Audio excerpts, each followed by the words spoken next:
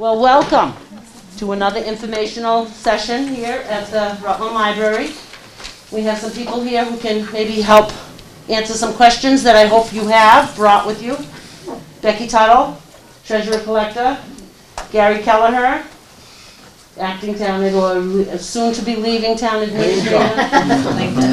Lame duck. Pete O'Malley, he's on the Finance Committee. Joe Buckley, the Superintendent of the DPW. And Austin Saginowitz. He is our new Town Administrator, and he's just going to let Gary take the lead. Welcome, Austin. So I'm going to give these folks the floor, and if you have any questions of anybody, go for it. Thank you, Carrie, and again, thank you for setting this up, and again, thank you for that sweatshirt. Well, you know. That's the one you wore the first week. It is, it And is. thank you all for coming. It's very important that we get our message out to you, to let you know where we are and how we've been working on this to try to get this done before town meeting. A lot of different scenarios. I'm sure you have questions about it. Austin, here, the town administrator, has been brought up to speed and actually attended many meetings before he actually took office. And these folks here at the head table, where's Darren? I don't know. Well, good. That's a my good day to place watch for him. him. Tommy's here. So we're here to answer any questions that help walk you through this process of what may or may not happen. Actually, Mr. Buckley, the Director of DPW, is here just to let you know how his department will be affected, as well as Ms. Tuttle. So other department heads have been here in the past and certainly have given their questions. They're very productive meetings, Carrie, I believe. They've gone very well. And Carol's back. She's way in the back row, so with Tamika, obviously. So anything we can do for you, any questions we can answer, we'll certainly do that now. So please feel free. And thank you all for coming. I appreciate it. On such a lousy day. No questions, I guess, Peter? Yeah, we're going.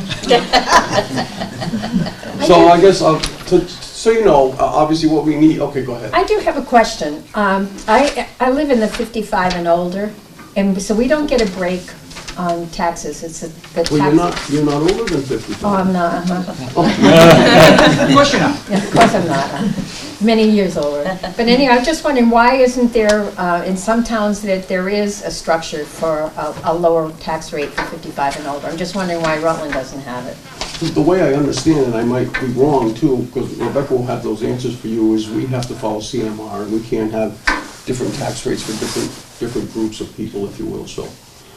There's exemptions available for elderly, and but there's a qualification that you need to, that you can go through the assessor's office that has what, you know, you can get an exemption for up to, I think it's $1,000 if you're under a certain, if you're over a certain age and your income is under a certain level.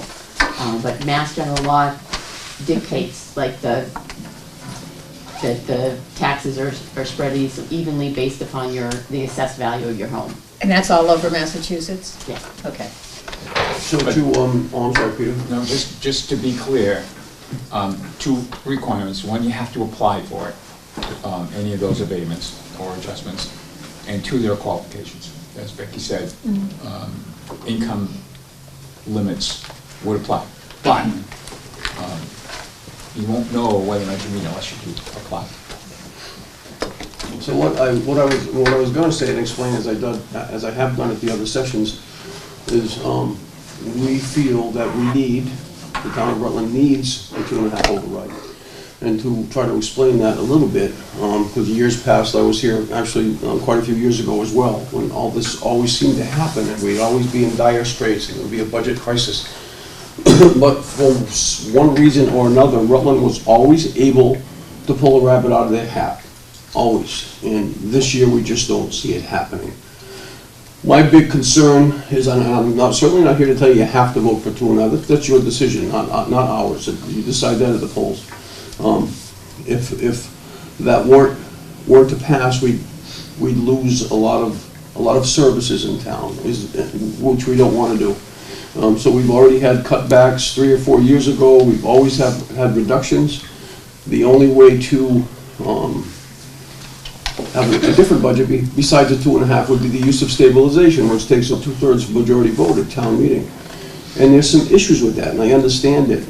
Becky oversees that all the time, and we would reduce our bond rating, not that we're really looking to borrow any money in the near future.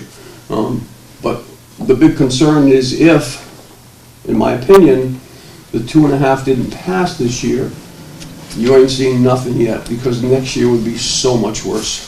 Because it just, your bucket has run dry, your savings account, you have $1.168 million in stabilization.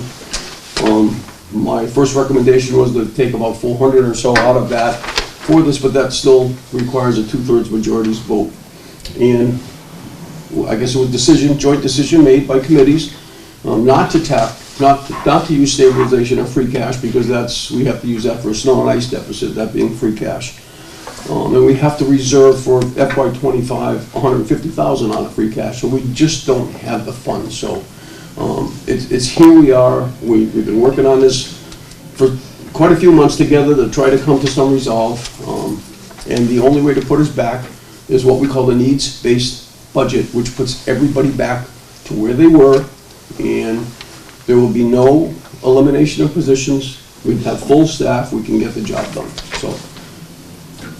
Well, hello, it's good to see you again. Don't even tell me you're over 55. Just barely. Oh, no, I have to say that, because part of my statement, because I just want to make a statement, is that I'm a senior citizen, so there it is. I'm a senior citizen, I'm on a fixed income. However, and I know it's, for 340, I think it's 340,000, your taxes will go up $512, I think I read. 504. So Yeah, something like that. If your house Which is, assessed at- you're talking $10 a week, basically. Plus or minus, depending on the value of your thing. For $10 a week, I can find $10 a week. Even if I have to go and walk the big Y parking lot, I probably can find $10 worth of change on the ground. But I want to make sure when I dial 911, the ambulance shows up, or the fire department shows up. I want to make sure that come winter, my road and the roads that I have to travel on are sanded and salted and plowed. And what it means is make your coffee at home 2 days a week. Drive right by Dunkin' Donuts. If you go out to eat every weekend, skip a weekend. You've covered the whole month. Probably more than that now. But it's just so important for, I mean, when you stop and think of what people spend their money on, I really don't believe that there is anybody in this town who can't find $10 a week. And if they can't, they'd be eligible for those rebates. If they legitimately can't find $10 a week, they'd be eligible for the refunds. So I would just encourage everyone to vote for it. I know, nobody wants to see their taxes go up, but we have put this off and put this off and put this off for too many years. And if you start going into the free cash, it's kind of like going to your savings account to buy your groceries. Exactly. You're right, thank you very much. In the back. Good stuff. Yeah, my name is Gene Cougar. I just want to know, 1.3 million is supposed to go to the Massachusetts Regional School Board, correct? According to the advertisement.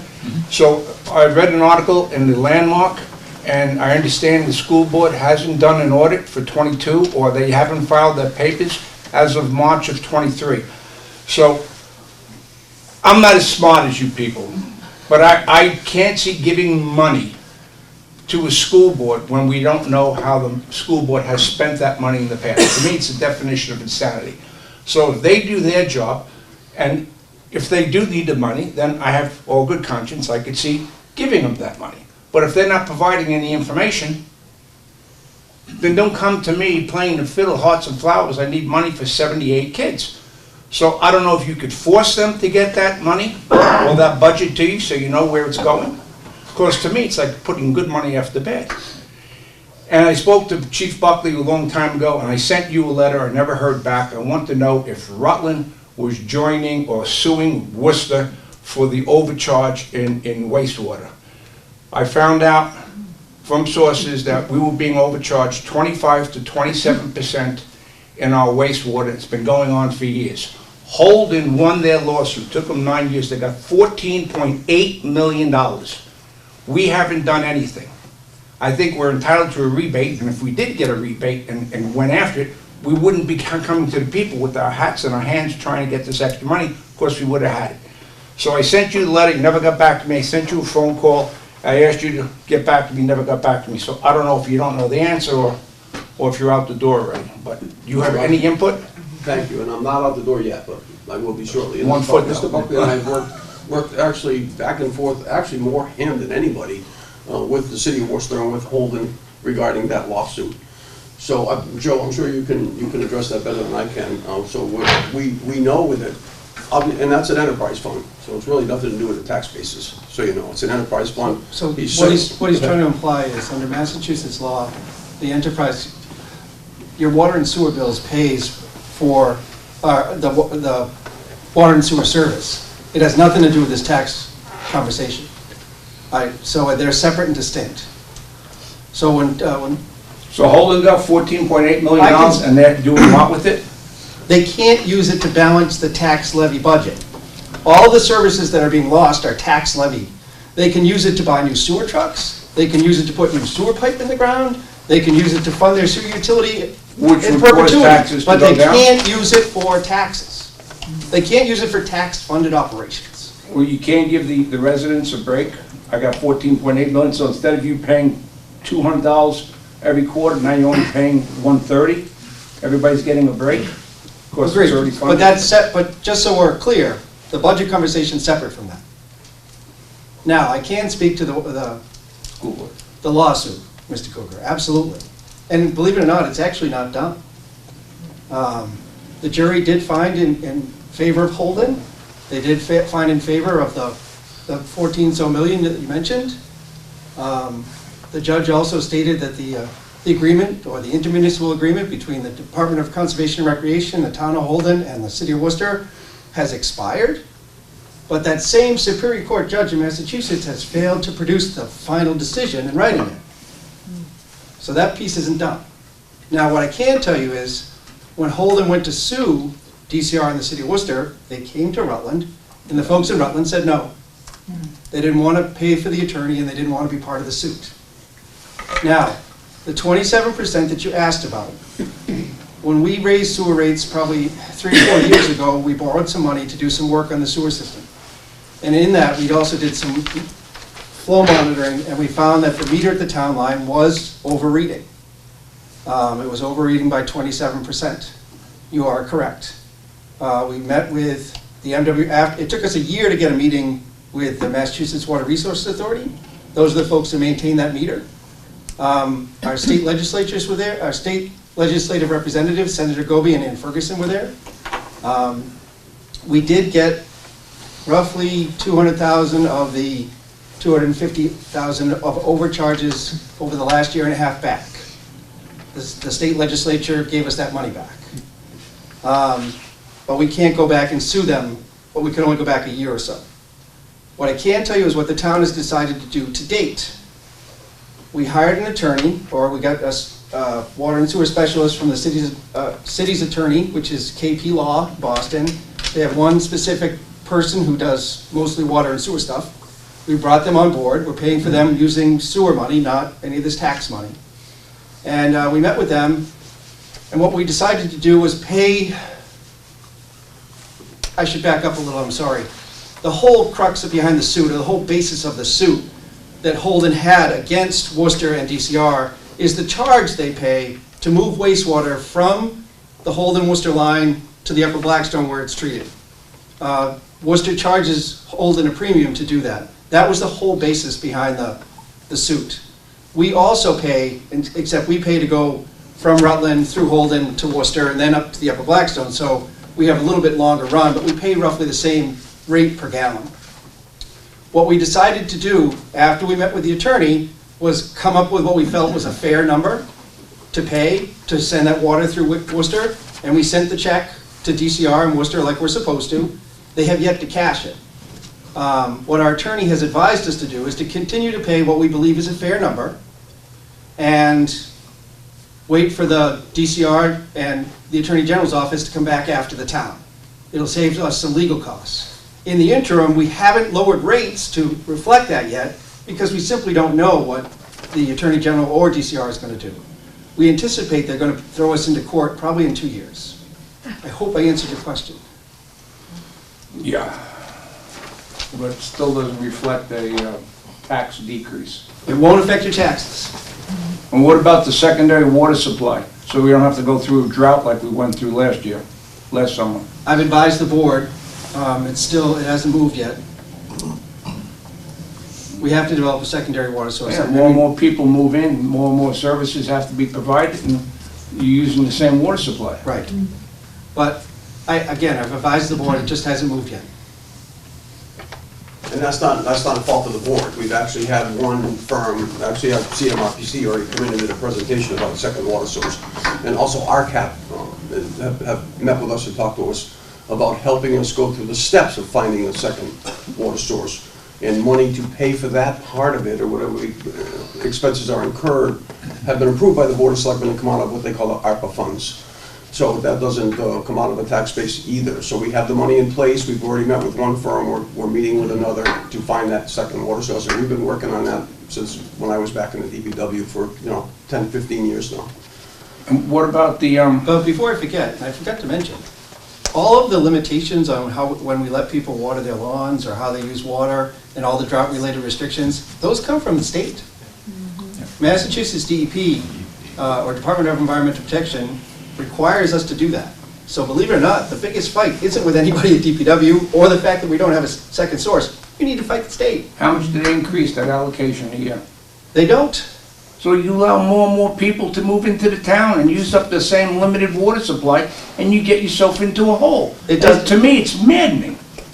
Either you stop the building, do a moratorium, and I understand you can't do that because it's already on the books, it passed. But what was good yesterday is not good today. So you keep putting more and more people, Look, all right, you have less and less water. Maybe I phrase it different.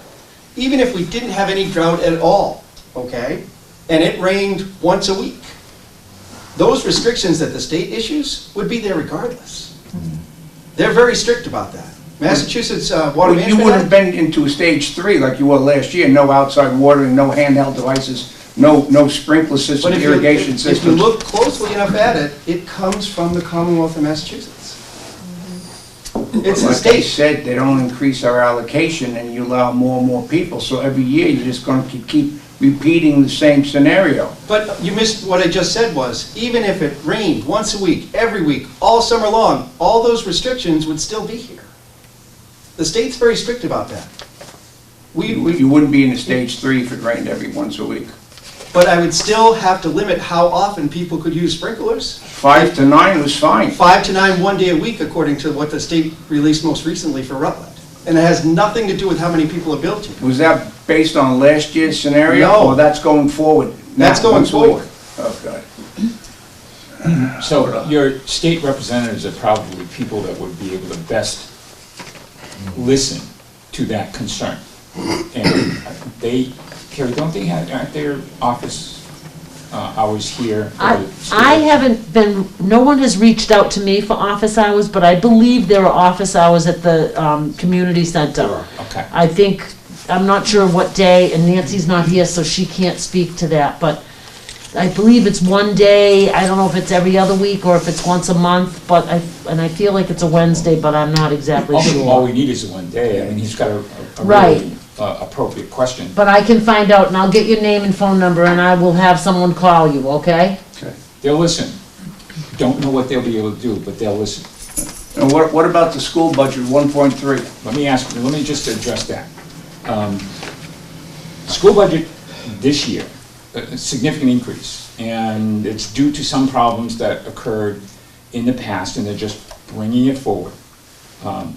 New superintendent down in the school at this point, and they're being very, very transparent about where they are, what happened, and what they need to be able to do to fix it.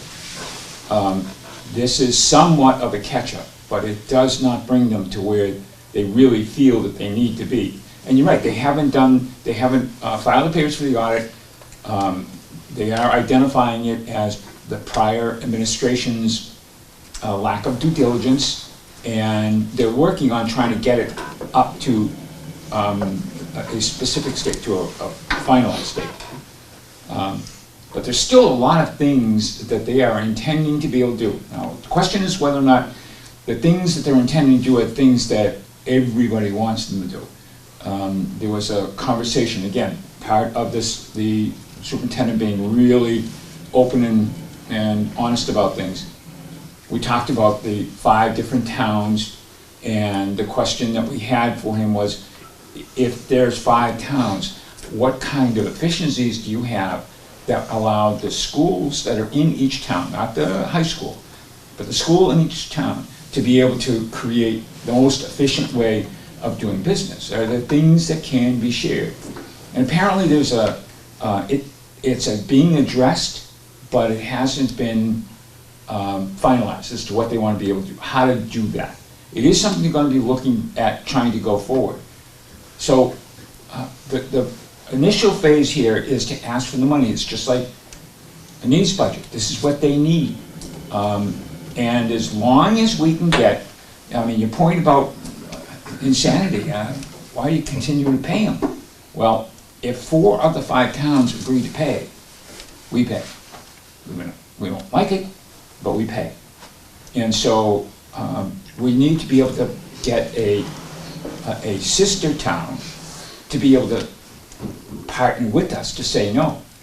But all that will do is it'll put the burden back onto the school department, school committee, and then they'll go into something that's called their 1/12 budget, and they'll start spending or planning their expenses going forward of 1/12 over the period of the year.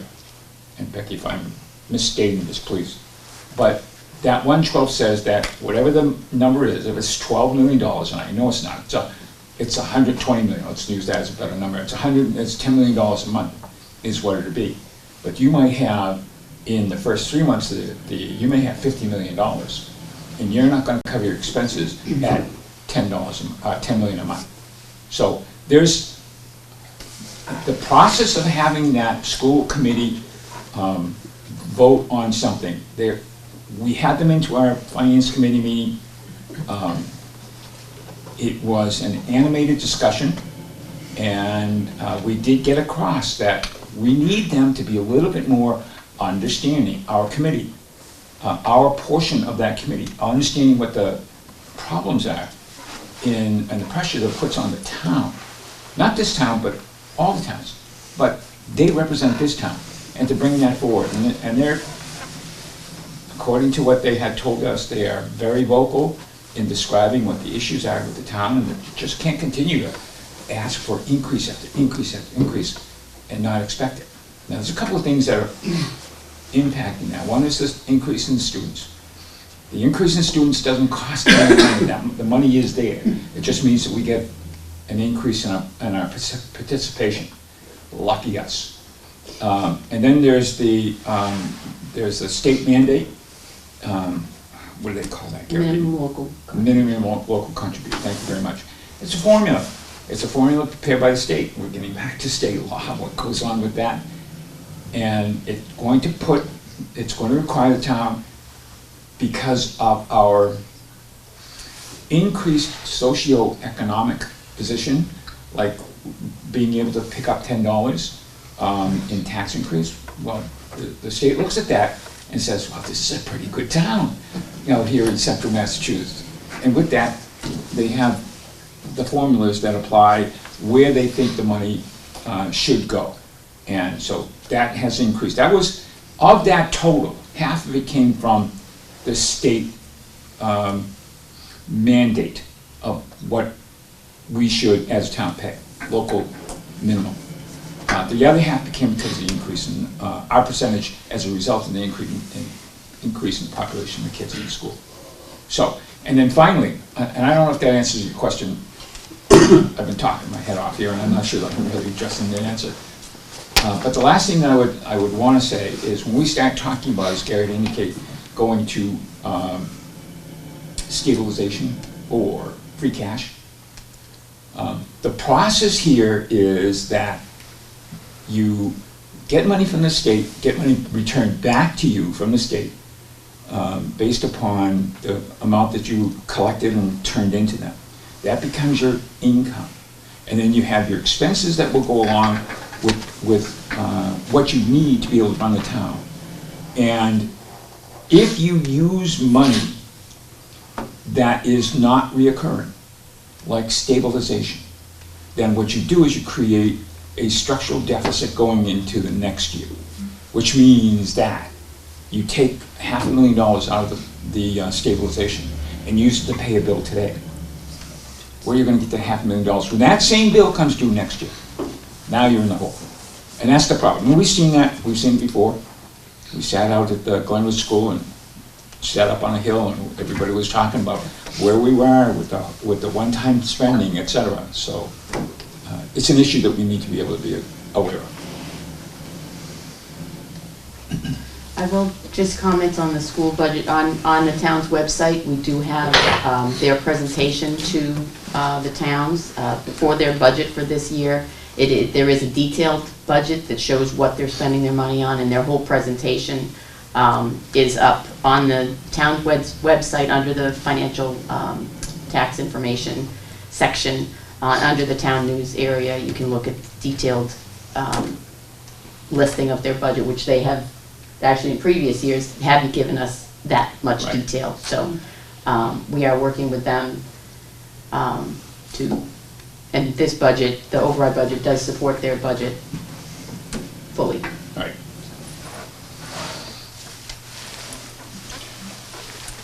Hi, I moved to Rutland a couple years ago. My daughter's not yet school age, but one of the reasons that we moved to this school district because we had heard good things. So I just want to say I hope that continues and that this, that all the regional schools are managed a little bit better in coming years. I think, a lot of my friends who also have young kids are busy, have never really been involved in town politics, have no idea, an election is coming up and about the override. So what are some good, talking points that I can share with them as to why they need to get out and vote for the override? Like, what's a succinct summary of what will be lost if we don't do this 2.5%? Okay, it's a good question, and it's a question that everybody wants to know. So, Mr. Buckley, will you give a little about the I will try. So, and I'm not by any means a budget expert, so what I can tell you is, so we start writing budgets usually around January, okay, for the tax supported side of the house. And then the schools come in and we make some adjustments. So the school increase alone is that much more than 2.5 would allow us, under 2.5. So you've got the whole giant budget, and you get your 2.5 property increase and your new growth, and that 2.5% over what we collected in taxes a year ago, plus the new growth, or taxes from new building, is what we use. That's the increase in our budget, what we can spend money on. Well, schools ate it all up. So, and then some. So then what we're having to do is cut some services to make up the difference, so that and that's how the whole override thing comes to the surface. So you have two choices. You either cut from all your existing budget, or you have the override, increase taxes, and move on. I can tell you in my time here, roughly 4 years, we've cut all the time, and there isn't much left to cut. So for Public Works, it's just tax-supported stuff. So in Public Works, the tax-supported things are we plow your streets, sweep streets, fix potholes, fix street signs, collect the garbage from the common, cut the playing fields, stuff like that. We have roughly 80 miles of roads. We also take care of all the town buildings. So when we went through to figure out what the cuts were going to be, I currently have 3 highway workers. As a result of these cuts, to make a balanced budget, I'll have 1. So we talked a little bit about the snow and ice deficit. when we write budgets annually, like if I gotta buy fuel for Rutland, we budget roughly $80,000 a year, okay? If I get to June and I've used all that 80,000, well, I've gotta find it someplace else, okay? But I'm not supposed to spend any more than I budget. The one exception for that is snow and ice. And the thought process is, you can't predict the weather. The one caveat is, you have to budget at a minimum what you budgeted the previous year, the following year, to be able to deficit spend under Massachusetts law. So, last year we budgeted 239,000. We spent around 500. This year we budgeted 239,000. We spent almost 400. Almost 500. So, at a minimum, next year I got a budget, say 239,000. But things that happen that you can't control, I buy salt, rock salt, okay, from off the state contract. Me and 80 other towns buy rock salt. So you'd think that would lower the cost. In the last 2 years, rock salt's gone up 26% and 18% respectively. So all that's done is increase the deficit in snow and ice. And you feel that when you go to town meeting because you're voting to move your free cash or your savings account money or your structural money that somebody mentioned previous to pay the snow and ice gap. So I hope I covered some of your stuff. We have 80 miles of road, some 8 or 9 town buildings. What will be left as a result of the cuts? I'll have 1 full-time highway worker, a foreman at roughly 50%. My time would be roughly 30% covered by taxes. The rest are covered by water and sewer. We'll have a clerk in the office for 15 hours a week. We'll have 2 people to clean buildings, 1 full-time mechanic, and 1 part-time mechanic. That's all that'll be left as a result of the cuts. I'm not trying to scare you, it's just that's where we're at. What about police and fire and emergency services? I can't speak to that. I didn't do that budget. I'm sure somebody here can fill you in. Well, so from the perspective of the overall budget, what the 2.5 override would mean, the website has a list of those services. With the override, these are the things that, the services that would continue or that would be delivered. We're in the process right now. We're 99% there of coming up with a budget that would say, if that 2.5 override fails, then what? And the then what is all of the cuts. So we're not quite at the stage where we're saying everything, these are all the things that are going to go. We do have a lot of things that are already recognized, and Joe's enunciated some of those. And police and fire have the same thing. We would be losing some fire services, some fire people. We would be losing some police people. There's questions here about the library, what would happen with the library, and Council on Aging. There's been suggestions there that I'm sure you had. But when we get to the point where we finalize that, we will put that will be put up on the web, and that will be a delineation of those things that are going to be affected by the fact that the budgets have to be cut. And the only other thing I'd say about the school district is this school district is the 3rd largest regional district in the state. Mm-hmm. So it's a pretty significantly sized institution, and they're trying to manage all of that, and to the extent that our new superintendent is stepping in, he's very optimistic that he's going to be able to get this, wrestle this thing to the ground and get it under control. But he's optimistic. He doesn't have a clear and definite plan yet he's working on. Did we have a budget surplus during the COVID years? Schools weren't open, we weren't using electricity, the water, the heat. Was there a surplus that got carried over? Not that I'm aware of. No. So you still burnt the same amount of fuel, same amount of electricity, even though the kids weren't in the buildings? Well, I mean, so if the kids are in the building, if the kids aren't in the building's still there. You can't not heat it. But the kids aren't using the water fountains. you don't need the heat being at 70, it could be down to 55, 60. I mean, so things could have been done. So I just want to know if you had a surplus, and if that surplus was carried over. Because if you just kept going and the schools weren't being used, then that to me is negligence. Yeah. Things should have been scaled down. Did you get money for COVID funding? Was that spent? The answer to that question, though, is once we send our payment to the school, we don't get anything back. They keep the money and they put it in their excess and deficiency account, and if they did reduce anything or whatever, the month stays with them. Can't win. Can't win. Yeah, that would be more of a question, I believe, for the school committee Right. to, That would be a good school committee questions, correct. Right. I don't know what they'd answer, but it'd be the same thing. That's the way the accountant part of it's set up. Once their budget is set, and we vote on it, and we paid the bill, Oh, okay. It's them. So you have Wachusett High School, the electric bill. Who pays that? they do. The district. But the district doesn't ask Holden for a share, Rutland for Oh, a yeah, share? no, all 5 Based towns on pay. that count. So then, based on the actual reading, that should be what they're asking, so you should have been saving. Unless, you can't just keep saying, well, you paid $1 million last time, it's $1 million this time. No, the One kids would aren't think there. so, that's what makes sense, but a lot of things that we'd have to deal with don't Well, make then we know sense. that politics, there's no sense in politics. Right. Well, quite honestly, You laugh. the conversation about efficiencies and how things work, and what has been done in the past, what's going to happen in the future. This new superintendent and his staff are just really starting to get into where we are.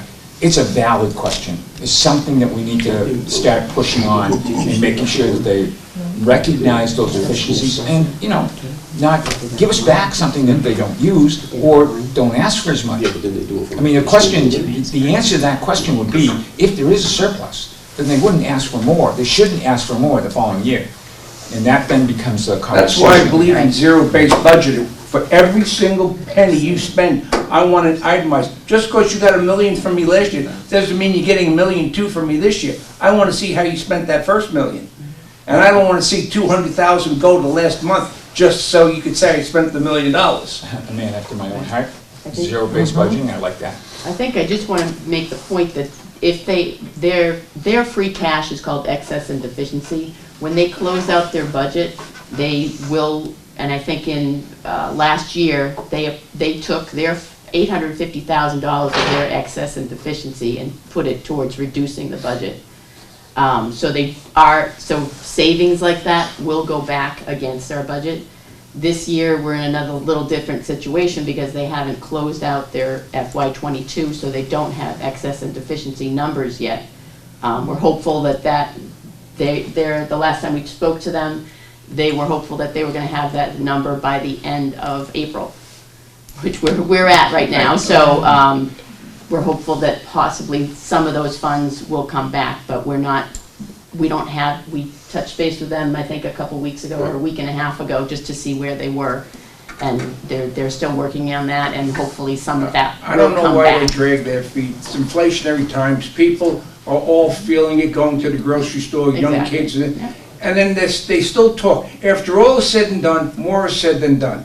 And it's crazy. And if I try to withhold my taxes, I would have liens put on my house all over the place. They would lock me up. It's gotta stop. It just can't keep going the way it's going. You can't keep building here and tell me that they're not increasing the water supply. You're gonna run into the same problems. And I know, because it's approved and it's on the books, it has to go. But what was good yesterday isn't good today, and extraordinary times call for extraordinary action. So you put a moratorium, whatever foundation's in the ground, you build, but you can't put any new ones in. It may be a moratorium for 4 to 6 months until you get the water situation worked out, but then it's going to affect your new tax dollars, right? You need that extra money coming in. So damned if you do, damned if you don't, so. Well, you can't say it's extra tax dollars coming in, because a lot of people that move to Rutland, people like Rutland, they like living here, they like the It's school a district, beautiful they like to place. put the houses up. But if you've got a 4-bedroom house going up, and you've got 2 kids in school, well, the town's paying for one of them. Because the average cost to put a student through school a year is $9,600, $9,700. More times than not, the tax that person pays isn't that much. So if they've got two students in, their tax dollars are covering one and the town's paying for the other. And you're right. I'm not disagreeing, I'm not arguing, you're right. So if they're limiting the water supply, every year we get the same amount of water, then you can't keep putting more and more people in. You're right. It just drives me We crazy. discussed it. And then I'm gonna get another bill telling me that my water bill is going up. It went up, what, twice, 3 times since I've been here in 4 years? Okay, a couple quick things. Only roughly 55% of the town is serviced by town water. There's no reason that if all of a sudden I put a moratorium on drinking water, somebody could build a house and sink a well. I can't stop that. So drinking water isn't your only answer, is my point.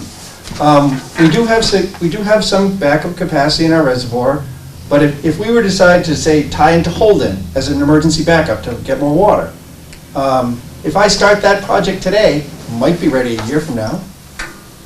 If I were to sink a new well and get it permitted and tie that into the town system, that's a 2-year process. None of that is fast. But just remember, again, not everybody is tied into town water, and who's to say if a builder wanted to add more houses, they can't put them in with wells?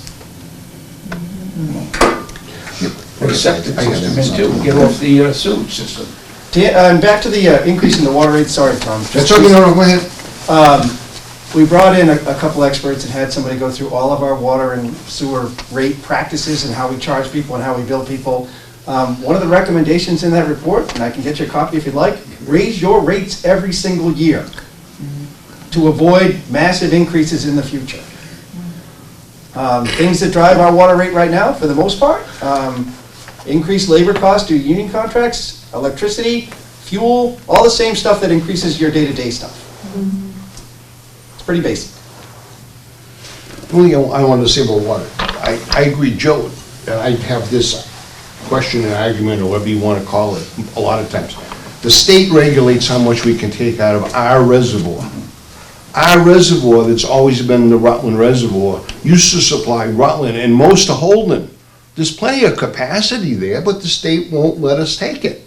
So I'm not saying we shouldn't have a second water supply. That's been an argument and a process that's been going on for 20 or 30 years in Rutland, talking about a second water supply. I'm not saying that's, you know what I'm saying? It needs to be done, but it's been talked about, nothing's happened. But Muskapog supplied Rutland, including the hospitals that we used to have here, and most of Holden, for years and years. But the more and more people, if they're not I don't increasing disagree. your allocation, and that you can only use the same amount that you've been using for the last 5 years, you're always gonna go over your allocation. And there's always gonna be more finding and I whatever. agree with you 100%, and That's why it's. this is my opinion, is I think the state should stay with their opinion and let Rutland take care of their water supply, period.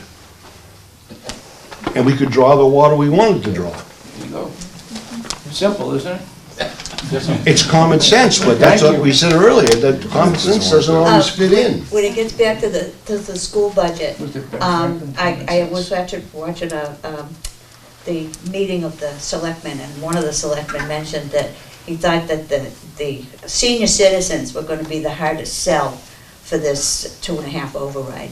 And I would just like to remind the senior citizens that somebody paid for their education, and now it's our turn to pay for them. And it's just a fact of life, that that's the way it goes down. You know, I don't have any kids in the school system, but I was in the school system, my kids were in the school system. I've got grandsons that, you know, were in the school system, and now it's my turn to pay. Thank you. And I would also like to say that I am not the most educated person as far as all the town business, but I know, I've watched some of the meetings, I know how, and forever, since I've been a voter, which is a long time, I know how hard these committees work to make a budget, to live by their budgets, and to try and give the town the absolute best scenario for this town. And they know what they're talking about. It's not like they're saying, oh, well, let's boost up the budget and we'll get something out of it. So I would encourage the people in this town to trust the judgment of all these committees that have worked so hard and for so long to give us the best possible choices.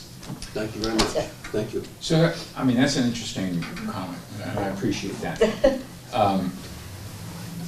The difficulty is that there's a credibility gap. Because Gary said in the beginning, there's always been the opportunity, or there's always been the fact that people would come into the town meeting and express the desire, the dire need, or the dire position. And the request would be for a 2.5 override, and it would be probably past town meeting and fill in the ballot. But always got done, these always got done. Yeah. And there were comments at the town meeting that said, they're gonna figure out where to get that money. Yeah. And unfortunately, in the past, we did. But you can only do that for so long, and it catches up. You run out of resources after a period of Yeah. time. So there is a credibility issue, and we're trying to solve that with these kinds of discussions. I'm very appreciative of the fact that people are here today. Yeah. On a lousy day, really bad day to be out, come out. But you came out. Last meeting we had, we filled the room as well. So I'm really appreciative that people come out and look to ask questions and get some answers. Yeah. And pass it on to your neighbors. Yeah. So the question about, there was the question about what do I do? What do I talk to my neighbors about? How do I get them to come out and vote? Well, quite frankly, you don't carry the mail-in ballot applications in the back. Do we still have those? Oh, I don't have them here, but I'll bring them out. I'll go get them right Okay. now. So there's an opportunity to mail in your vote. You don't have to come down to town hall. A lot of people work. A lot of people are staying home with kids and just can't make it out, or they're ill and they just can't make it out. There is you can request mail-in ballot. My wife just requested one, and it came in the mail, and she's already filled it out. So don't allow people to say, "Gee, I just don't have the time." Here you go. Here's an application. Go to the website. Carrie's got some that you can take with you. You want to take a handful, bring that to your neighbors. If not, you can go to the website, print it out, mail it in, you'll get your ballot, fill out the ballot, mail that in, and you're voting. One more thing, the Proposition 2.5 has to be passed by both the town meeting and the ballot. Right. So the town meeting is May 6th, and the election is May 8th, and so both of those have to pass the override in order for it to And go. I did not get that right the last time. She was trying all the time. I'm sorry. So I would just like to say, and based on conversation that I've had with people who went to town meetings years ago, and you had to stand up and voice your own vote, it's all confidential now. You have a little clicker, Yeah. and newer people who haven't been to the town meetings for a long time or are just new to this will know that their vote's as private as getting that mail-in ballot Right. and going to the poll on the Monday Right. afterwards. Thank you. I guess I would also like to say, this is a town of almost 10,000 people, and there's less than 200 people at town meeting. Yep. And that drives everything. So if the votes don't come in at town meeting, it won't be on the ballot. But the And town- so there's a minority of people who decide, because those are the people who show up. So what's the, I don't know, quota for town meeting? Do we know what The quorum is Quorum. whoever shows up. That's a clerk question. We don't have a But clerk. It's a low number. Tamika, do you know? 10 people. 10 people for town Ten. meeting. Decide your fate. 10. Yeah. So all you need is Decide 10 your people fate. to show up and decide Decide whether or your not, budget. or how you're Right. gonna spend. And that's Spend how budget many, runs- $25 million? Yes. Correct, and that budget runs And your that's why I entire never town miss for the the town year. meeting. Correct. I That's do- what you do. I do have to say that I always believed if there was only 10 people that show up at a town meeting, those are the ones who should be able to decide what happens. Because the rest of the people, Oh, they Fair will, enough. You know? No complaints. and they will. Not fair.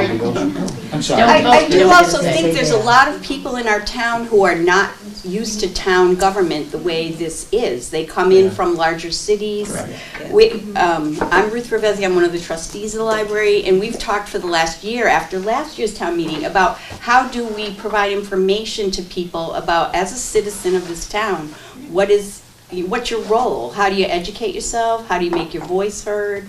And I hope that these are a beginning of more engagement from people that live here. Sorry? What's the percentage budget increase for this for the school district for this year? The increase was 9.55%. 9.55. Not 2.5, but No, last year, I 9.5. think, if memory serves me correctly, it was 3.39, I believe. Yeah. I'd have to look back, but this year's 9.55. Interesting question about like getting neighbors to vote or others. The question that I hear that I think we'd love to hear more of in all of your communications is comparison to other towns of our size. I know it's impossible. There's no other towns probably like us, and whatever. But 7 to 15,000 population, with or without a district school district, percent per pupil, cost for education. How do we compare? Are we an A? Are we a C? Are we paying a lot? Are we paying a little? How about our taxes comparatively? Is it a lot or is it a little? I looked online. Our education is like 51%, right, of our budget. Yeah. It seems like most towns are around there, so that seems about right. But when you hear about things closing, like a library or whatever, right, that's like a D or an F. Like, is our school operating as an A or an A plus or a B, or are they operating in a similar mindset? Like, so where do we rank, right, for other schools? I would say within Worcester County or Middlesex County, perhaps, in towns of similar size. Are we on par? Is it just our taxes are low? Is it our school percent per pupil is costing way more than most towns? Like, what's the issue? So taxes really haven't increased. The assessments have, as we all know. And the issue, and this comes up a lot of times, the issue is it's a residential-based town, if you will, tax dollars. So we don't have a lot of commercialism. The next big thing you have coming are the 55 plus up at the Heights property. Once at full build, you'll be taking in approximately $900,000 a year in taxes, and that's 55 plus, so there'll be no students going to the school. Hopefully that'll attract some commercial business to come to town, because there's other parcels available up there, and that's what we've been trying to do for years. You'll hear people on the street say you can't get there from here, because there's no highway that goes through. There's no prototype that was supposed to go all the way through to the next state line. That's what Rutland needed, was that Route 49, prototype to go from Connecticut up north to New Hampshire. Right, Dick? That's right. So, and that's what it is. So we have to have something. We've got residents coming in. There'll be a market, be it a small mom and pop store or a doctor's facility that people can go to, or some things up there. So that's what we're hoping for. We're hoping for some more commercial business in the town as well. And so, just from the perspective of comparisons, my background is a financial analyst, and my goal was always to get people for whom I was looking at their finances to be able to provide a metric. How well are they doing? Just because you say you're going to spend $10 and you spend $10 doesn't mean that you're doing it effectively. Can you look at comparisons between this town and that town, this department and that department? And I've been paying the neck to these guys, asking them, do they have any metrics that they can look at year over year, just to be able to give us some sense of where we are. Are we third on the list, 40th on the list? Are we first on the list? In the case of the schools, their rank is pretty high. They're pretty efficient and effective, and so they can tout that. They're not getting the money that they're looking for. They think that would justify an increase. But they do run their shops fairly well, at least at this point from what we can see. New superintendent's going to give us more clarity into that, and we'll get to see that more. But from the perspective of where we go in the future, I think one of the things that we'll push for in the next couple of years is a reporting system that would have some kind of metrics or matrices that we can use or we can review to just recognize, I mean, if Joe's particular budget is, his spending level is down at, out of 351 cities and towns, he's 349. I mean, he's only gonna have half a person. And if that's what we expect out of him, then that's the way the town will vote. But if we want that service to be reasonable, then we have to move up in the rankings.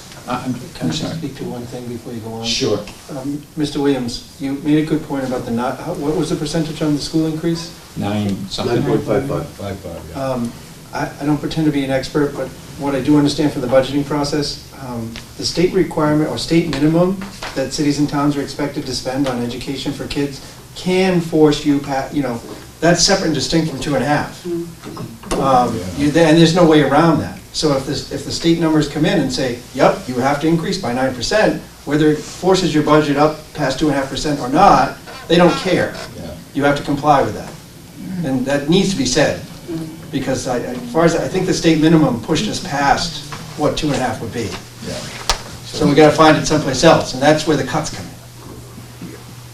And it's a shame for Rutland to take that burden. One other thing I wanted to say, though, you asked about comparisons to other cities and towns. We are a district, so there's 5 towns in the district. Some cities and towns of 10,000 people have control of all of their schools. But in this particular case, the other 5 towns, the balance of the towns have voted for the school budget as presented. So I think just messaging-wise, that's what's so challenging as with new residents and a larger residents. People have the expectations of a town like insert town here from Middlesex County, but we're operating under the budget of a town, insert town 40 minutes west of here.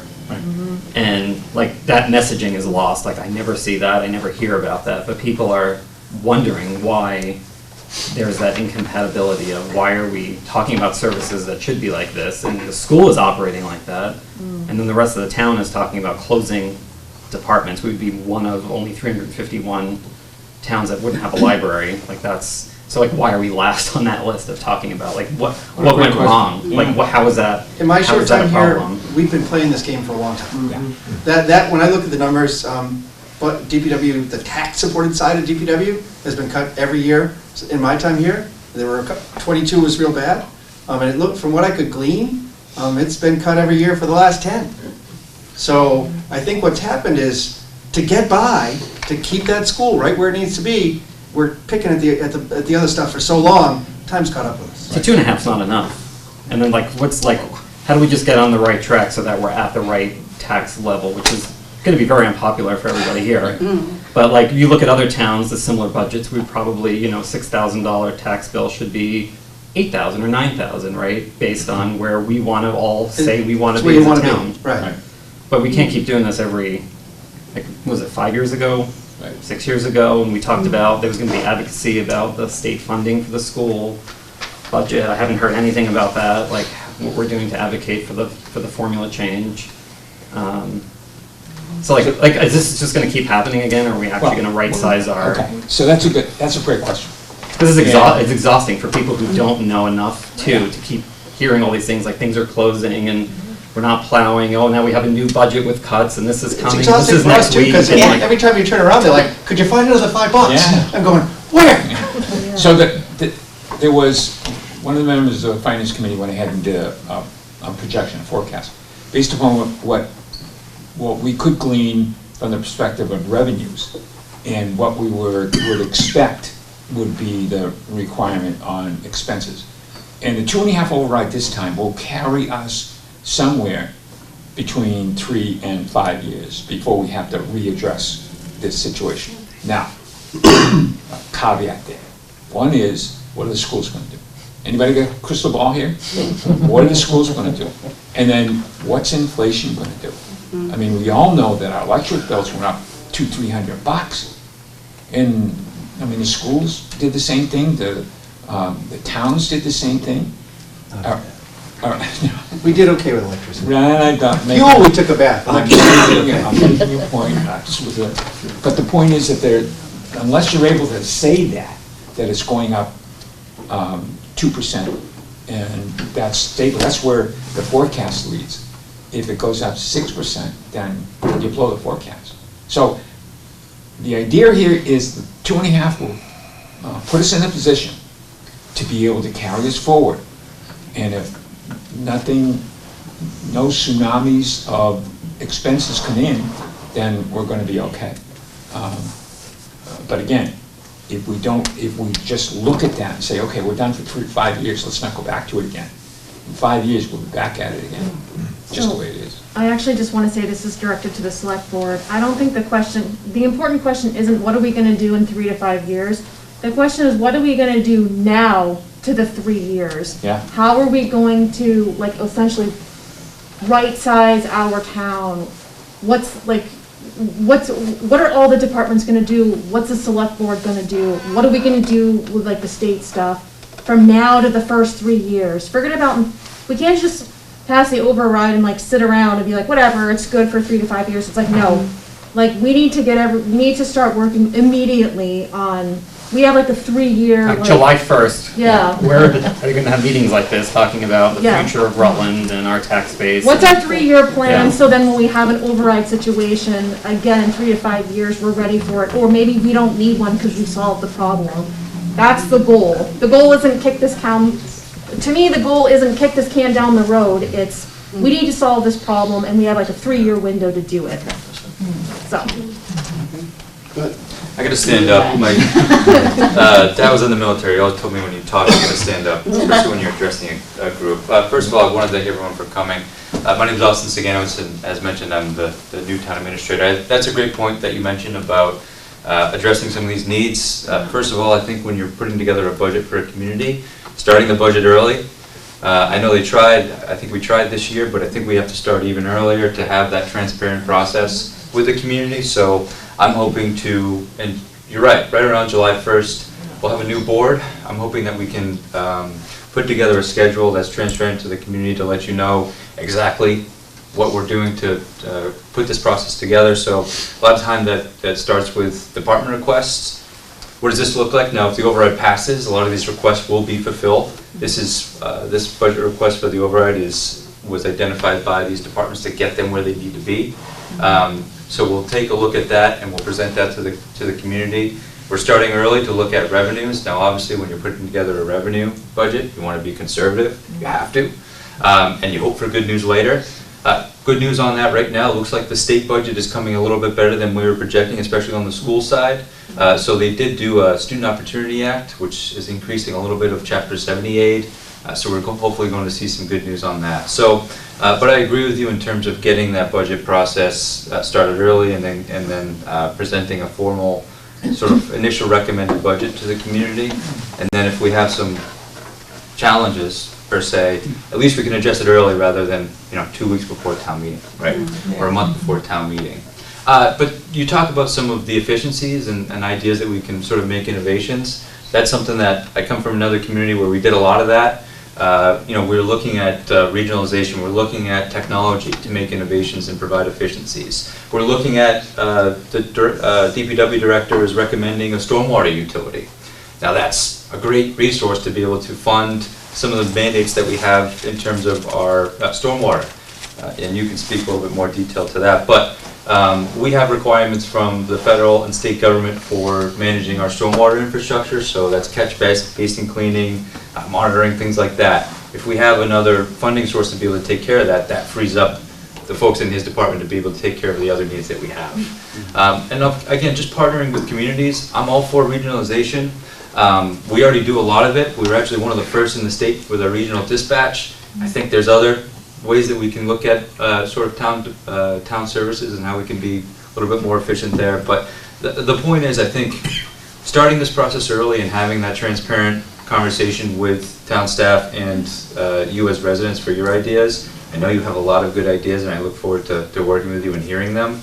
I have ideas on the communication side. I don't know if sounds like there was a little bit of conversation about how can we communicate. I did a lot of that in my previous job, communicating some of the needs and some of the initiatives that the town has done. So I'd like to bring some of those ideas here. Things like a monthly newsletter, what we're doing here, these sort of town hall meetings, if you will. that's how we can have those conversations going. So at the end of the day, we're all public servants, and we're here to work and do our best for you. Certainly, I will turn to my department heads as they are the subject matter experts for their departments. But again, we're here to serve you. So I know there's a lot of good ideas, and please feel free to call, visit me, email me. You'll see me around. I know you have a lot of good ideas, and I look forward to that. And I think I have some good ideas myself that I can help you as well. So, did that answer your question? Okay. Thank you. So one of the things that, in the last meeting that we had, Nancy from the Council on Aging was here, and the comment was that when the person drives by, it doesn't seem to be anybody in the parking lot there. So are we fully utilizing the resources? Well, with what she was doing with the building itself and then beyond the building, was occupying a significant amount of her time and whatever the volunteer resources that she has over there. And her comment was, if you're driving by and you don't see anybody in the parking lot, you feel that it's something like, stop in, come in, talk to them, ask the question, what's going on? Why aren't there people here? What are you doing? And she'll take the time to address that with you. And as Austin was saying, that it's a small town. We had the comment that Gary got some emails and Joe got emails about particular topics.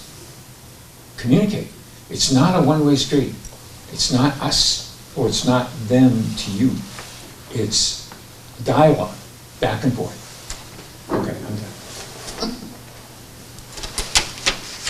Back?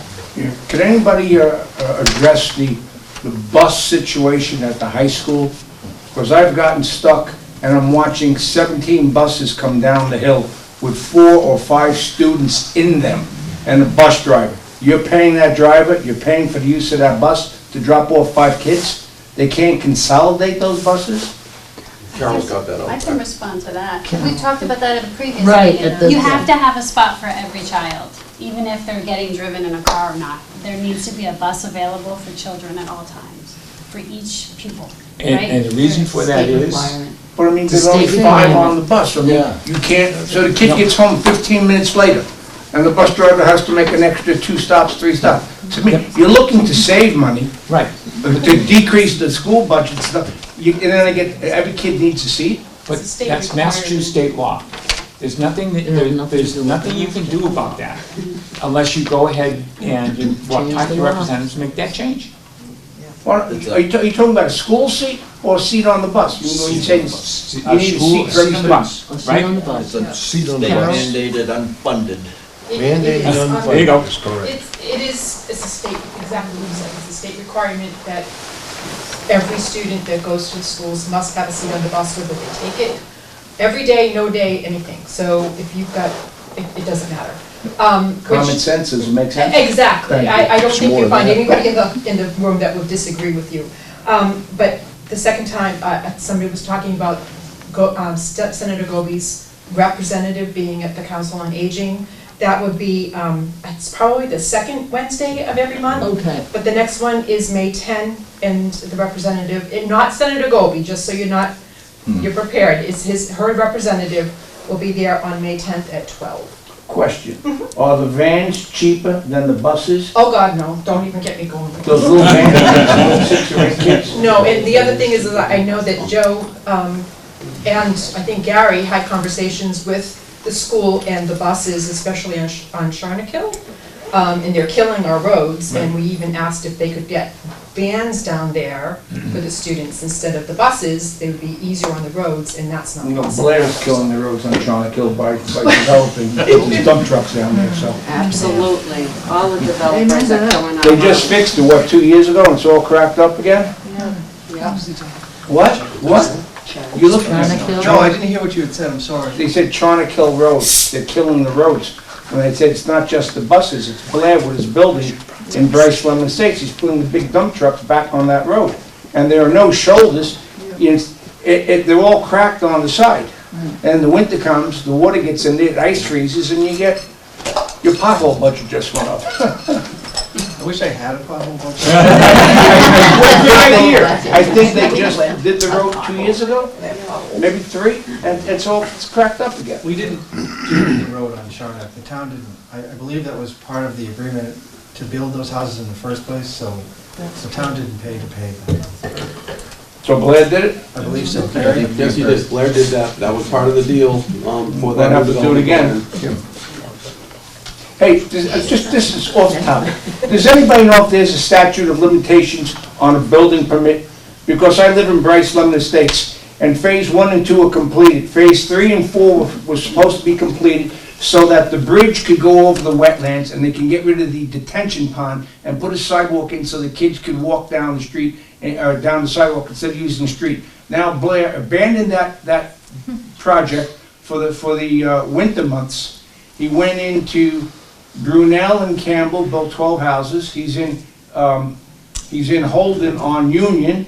I understand he's building over here on Pleasantdale. And now we just started section 1C, or as I like to call it, section 5. But he hasn't finished 4, because if he does do 4, he has to put the bridge in, which I heard is going to cost a pretty penny to go over the wetlands. So, I mean, I'm been there 5 years already going through the process, 5 years. And now he's only starting to do phase 5, and his 4 is not there because of the bridge. Is there a statute of limitations, or he could just take 20 years?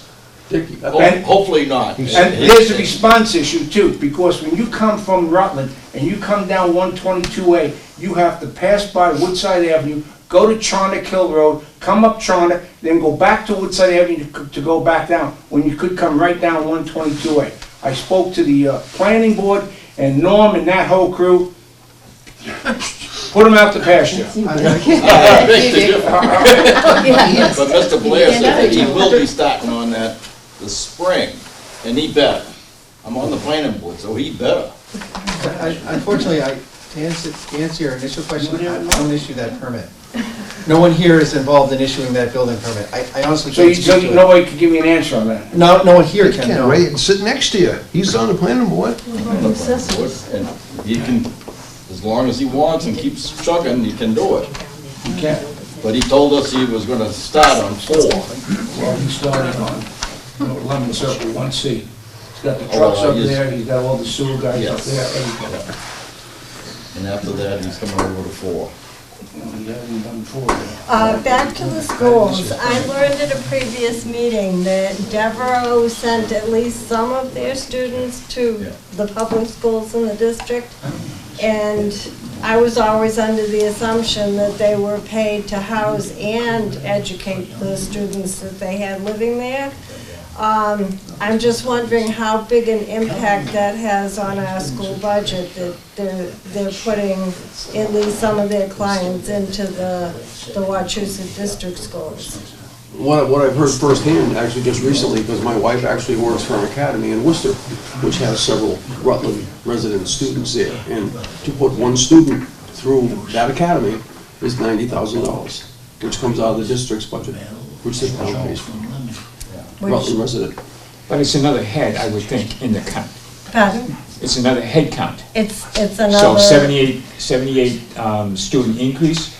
If there was one more coming out of Devereaux, it'd be another head count. So does Devereaux not get paid either by the state or by the families of the students to service the students?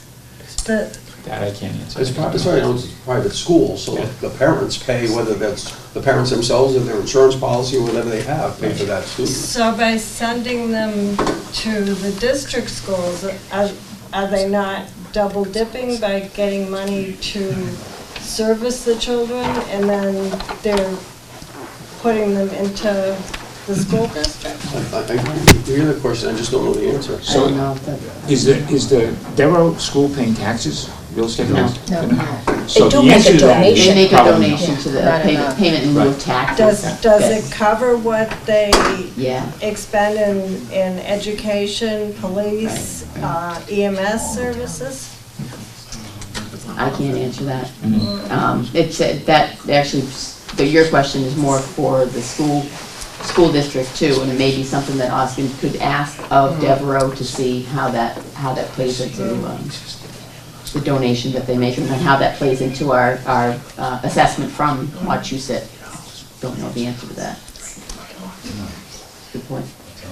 They don't have to pay anything, right? Well, they're not paying taxes, they're not paying real estate tax, which is where the school budget comes from, our funding comes from. But there is a payment in lieu, and so there might be some of that that goes against it. They pay, 50 cents on the dollar, 25 cents on the dollar. My point is though, they don't have to pay anything. No, Right. they're making a contribution. Correct. Devereaux makes a contribution to the police department, which basically covers the EMS and police services they do down there. So- We had that, when I worked in Worcester, none of those colleges pay any taxes. Assumption, Holy Cross, WPI, look at the size of the landmass, and the number of people there, they pay no taxes. Some give money, but it's a similar kind of institution, they don't pay any taxes. It's a good question. It's one of those things where, again, transparency. It's a matter of transparency. What is it that we're paying for? What is the total cost? And where does the funding come from?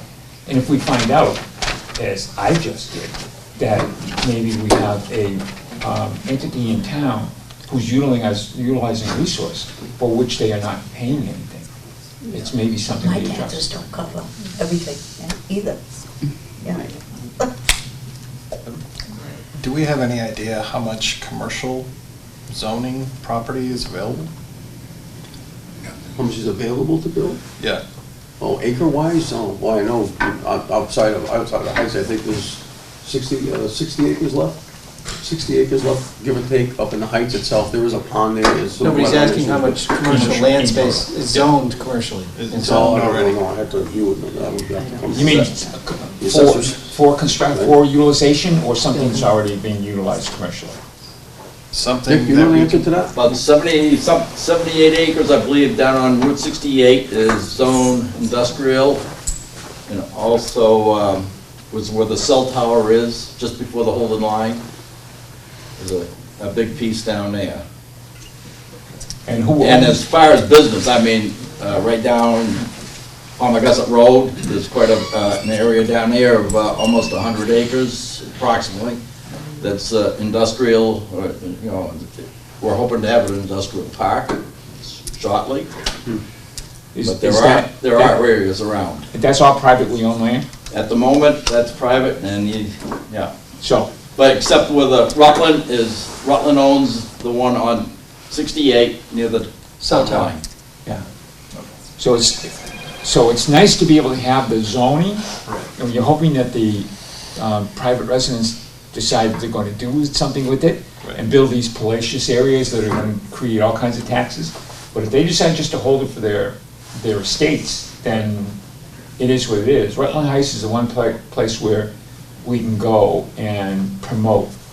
And it's one of the things that the RDIC is looking for, funding for, is to be able to promote that site up there as future construction for commercial kinds of activity. Because I'm just looking at it as, we're trying to get to 55 and over built to attract more people, but if we don't have the land mass that's necessary, right, then we're kind of shooting ourselves in the foot.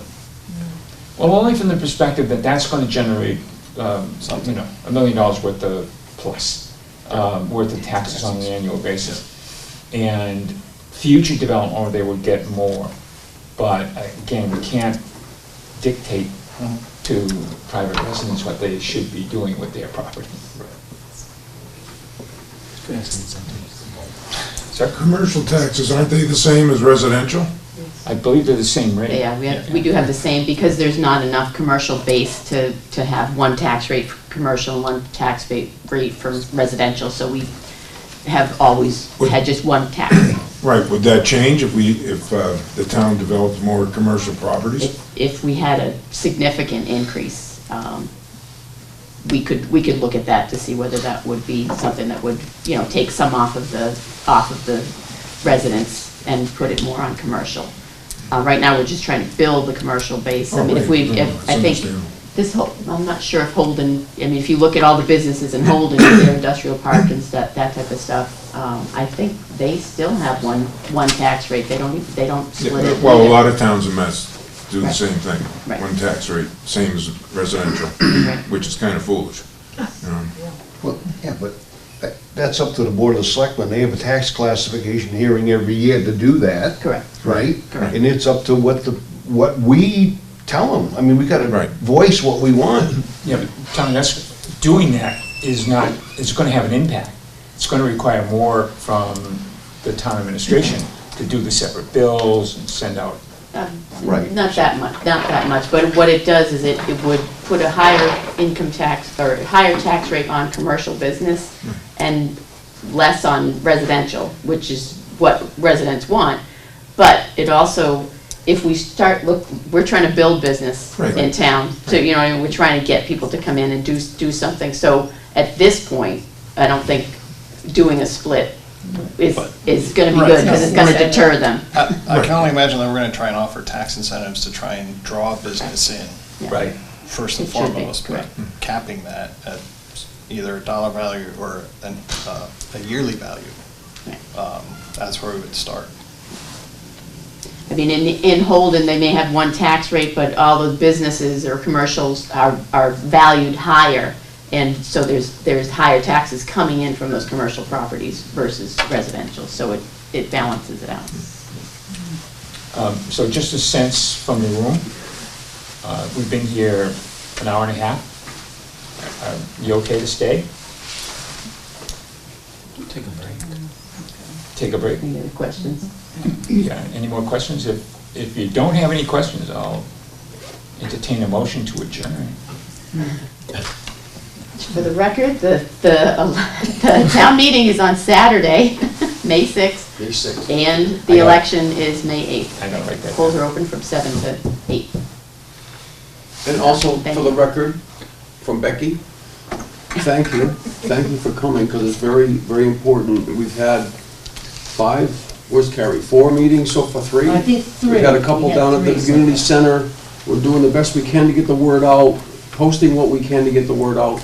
We certainly value your input. It's what you folks want. It's what we can do. We will do for you the best we can with what we have. And I certainly, and I know you were all here before, I welcome Austin here. Got a lot of nice, fresh ideas. He's about a third of the age that I am. So he's good, he's a good guy, he'll do work for you. Open door, he's even opened doors in the annex that I didn't even know existed.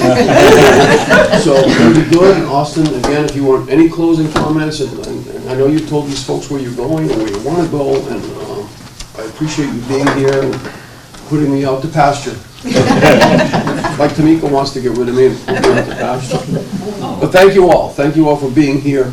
And please understand that all your committees, your boards, your department heads, they're doing the absolute best they can for you with what they've got. And they appreciate you, and they will do what the town wants. So they'll make the best of it. I'd like to thank you guys for being here. Yes, thank you. I'm gonna check that. But thank you. Thank you very much, all of you. Thanks to Carrie, too.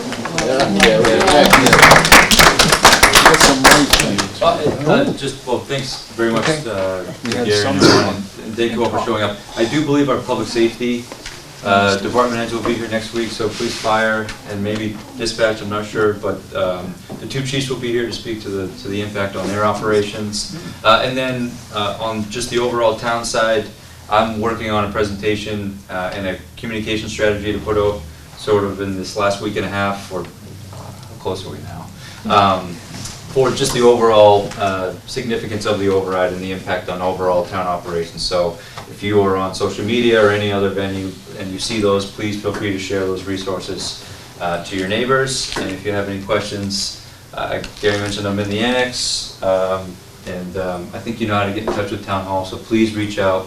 And I'm looking forward to working with all of you, and I'm very excited to be here. I just have a quick suggestion for some of the materials that are out and about already. One of them is a document that has boxes about if the override passes, you know, the boxes for the departments and this and that. I actually think maybe it should be rewritten to say what are we going to lose if the override does not pass, because the way that document is presented, it looks like we're hiring a bunch of random people, and I think people are gonna get the wrong impression of what this really means for the town. So if that could be rewritten in the sense of like, if the override does not pass, DPW is losing like 2 people, there's only gonna be 1 person to do all this work for 80 miles of road, et cetera, through the departments. So that's my suggestion. Thank you. Yes. Good, thank you very much.